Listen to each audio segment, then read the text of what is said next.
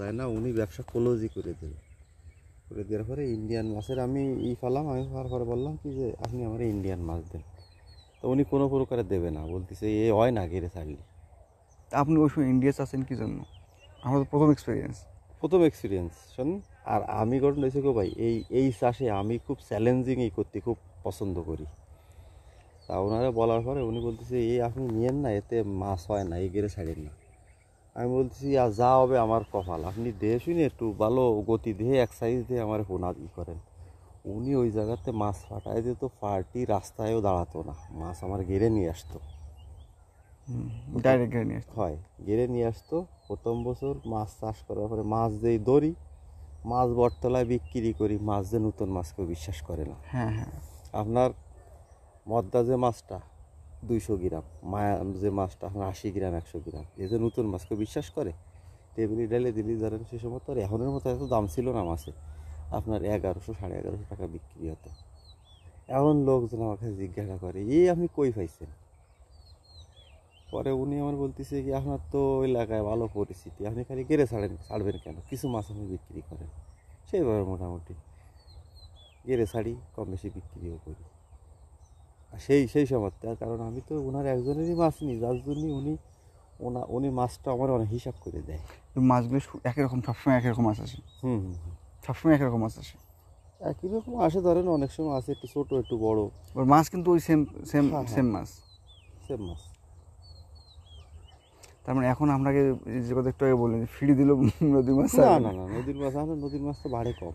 হ্যাঁ, বাড়ে কম।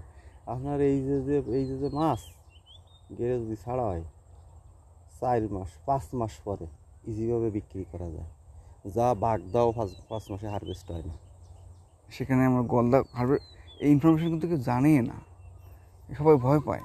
আপনার যদি কারণটা কি? আমরা ধরেন আমরা তো মিশ্র চাষ করি, আমাদের গলদা চিংড়ি থাকে, তারপরে আপনার বাগদা চিংড়ি থাকে,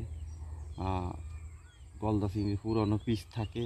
হ্যাঁ, যদি শুধু এককভাবে আপনার যদি এইটা চাষ করা হয়, তা আমি মনে করি 4 মাসে হারভেস্ট করা সম্ভব।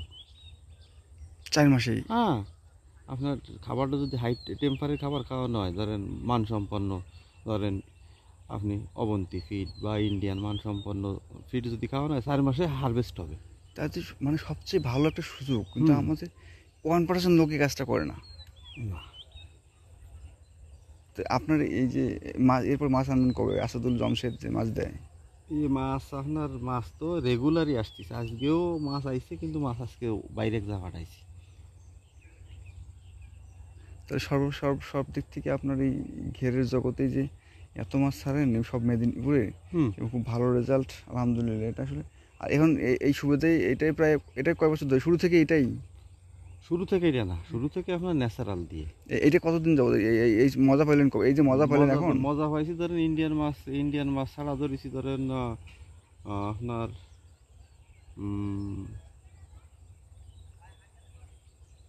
10-12 বছর। তার মানে ওই 10-12 বছর ধরে আপনি নদীর ধারে কাছে যান? না না না না। ঠিক আছে, খুব ভালো লাগতেছে।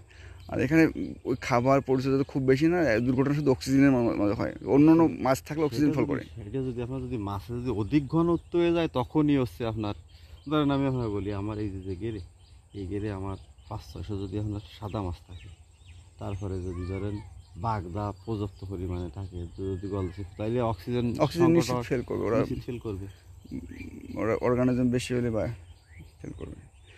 এই জায়গা থেকে মনে হচ্ছে যে ওগুলো মাছ না দিয়ে শুধু এইটা পালাটাই এইটা এককভাবে করলে আরও বেশি বেনিফিট পাওয়া যায়।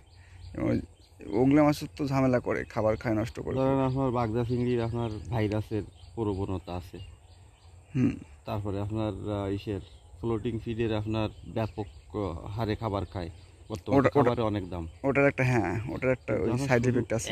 একক যদি আপনার গলদা চিংড়ি চাষ করা হয়, চিংড়ি তো খাবার একেবারে কম, গলদা চিংড়ি খাবার একেবারে কম খায়। এখানে সাদা মাছের দেওয়া, অন্য কোনো মাছের খাবার দেওয়া মানে পানিটাকে নষ্ট করা, ব্যাপারটা হচ্ছে এরকম। ধরেন আমার এই গেরে আপনার সাদা হয়তো থাকবে 200 পিস, ওই যে শুধু উপরে খাবার খায়, ঘুরে বেড়ায়, অক্সিজেন করবে। ভাইয়ের তো সফলতা মনে হচ্ছে ভাই একটাই এই ঘের, ছোটো ঘের থেকে এখন ভিতরে 10-12টা ঘের হয়ে যাবে। 10-12টা না? জি জি। যে ভাই জাস্ট সফল উদ্যোক্তা, হ্যাঁ, কথা বললেই ভালো লাগে, মানসিক স্ট্রেংথ শক্তি, 40 লক্ষ জায়গায় পার্সোনাল ইনফরমেশন তো থাকে, হ্যাঁ। তো ভাই অনেক সফলতা, হ্যাঁ, রাজু ভাই পরিচিত। ঠিক আছে, থ্যাংক ইউ। এ ভাই